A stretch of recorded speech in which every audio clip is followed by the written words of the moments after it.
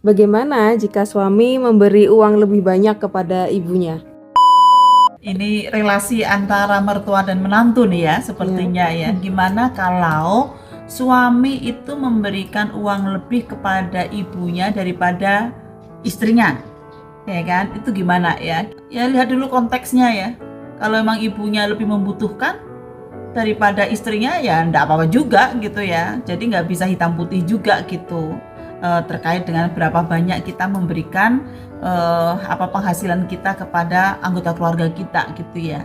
Tetapi memang sih ini yang penting untuk kita pahami ya, sebagaimana beberapa waktu yang lalu kita ceritakan tentang nilai keterbukaan ya di dalam keluarga itu penting. Dalam arti berapa sih sebenarnya penghasilan keluarga? Yang dihasilkan oleh suami berapa, yang dihasilkan oleh istri berapa kalau dua-duanya bekerja ya, atau kalau dua-duanya tidak bekerja ya penghasilan untuk keluarga itu berapa gitu. Lalu kemudian untuk ini bagaimana kemudian dibelanjakan ya, nah itu ya akan didiskusikan sesuai dengan kebutuhan yang ada. Ya bisa jadi suami ngasih uang kepada ibunya itu lebih banyak karena si istri emang sudah punya penghasilan, yang mana mungkin sudah ada kesepakatan gitu loh ya. Kesepakatan dalam arti ya uang yang dari penghasilan suami itu untuk ibunya sebagian besar, sebagian kecil adalah untuk keluarga. Kenapa? Karena memang sudah ada sumber-sumber atau sumber daya yang lain misalnya. Jadi bagi saya sih asal itu kesepakatan bersama dan keterbukaan ya nggak ada masalah sesuai dengan kebutuhan. Nah masalahnya adalah ketika itu kemudian diberikan dengan cara sembunyi-sembunyi. Istri tidak tahu kalau sebenarnya setiap bulan suaminya itu mengirimkan uang ya kepada anggota keluarga termasuk ibunya yang banyak tanpa sepengetahuan istri. Nah saya pikir itu berarti musyawarahnya nggak jalan, keterbukaannya nggak jalan gitu. Karena itu sih menurut saya sih ini poinnya adalah bukan kepada siapa dia memberikan uang ya atau memberikan nafkah ya, tapi seberapa dalam, seberapa serius keluarga itu mendiskusikan tentang bagaimana membelanjakan uang keluarga itu. Jadi perlu duduk bersama ya untuk didiskusikan, lalu kira-kira penggunaannya untuk apa saja. Nah kalau kemudian dihubungkan dengan namanya anak laki-laki itu kan harus menghormati ibu. Nah misalnya ya sebenarnya bisa kita lihat juga ya, apakah itu sesuatu yang sifatnya keharusan memang dia harus lebih banyak gitu ya. Saya pikir enggak juga sih, akan sesuai dengan kebutuhannya. Memang ada beberapa keyakinan seolah-olah kadang-kadang ya anak laki-laki dia itu dihadapkan pada sebuah dilema. Kamu ikut ibu atau ikut istrimu? Kan bingung ya, aku milih kamu semuanya, kan begitu ya.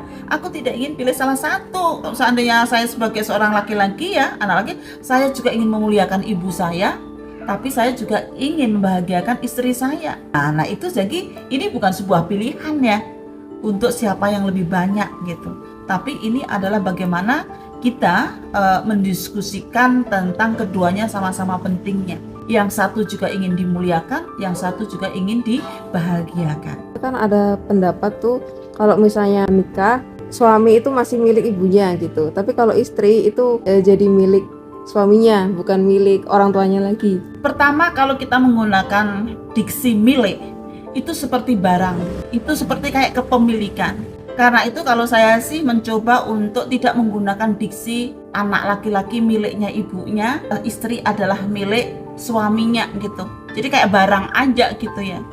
Nah menurut saya sih sebagai anak ya memang kita punya kewajiban ya untuk memperhatikan bagaimana situasi kondisi orang tua, tidak hanya ibu saja. Emang kalau ibu sakit dikasih uang, kalau bapak sakit nggak dikasih uang, ya nggak juga lah kali gitu loh. Ya kedua orang tua kita kalau membutuhkan ya sama-sama untuk kemudian kita perhatikan gitu. Coba kita hilangkan ya atau kita biasakan untuk tidak menggunakan diksi-diksi kepemilikan. Karena memang menikah itu bukan kemudian satu miliknya yang satu gitu ya, tetapi bagaimana rasa memiliki itu saling memiliki, bukan kemudian anak laki-laki miliknya ibu gitu ya, istri miliknya suami gitu ya. itu kan masih kayak semacam pemikiran yang vertikal ya. Sementara orang yang memiliki pasti dia punya relasi kuasa yang lebih baik daripada yang dimiliki. Nah, karena itu kita bangunlah, kita saling memilikilah, suami dan istri itu ya saling memiliki antara satu dengan yang lain gitu. Yuk kita bijak di dalam mengelola keuangan keluarga, dan juga kita terbuka di dalam membincangkan seberapa banyak penghasilan keluarga dan kemana saja uang itu dibelanjakan ataupun digunakan, sehingga tidak ada kecurigaan di antara kita. Karena sekali lagi, kesakinahan itu hanya akan terbangun kalau kita saling percaya, tidak curiga, dan juga kita saling terbuka, termasuk juga di dalam masalah keuangan.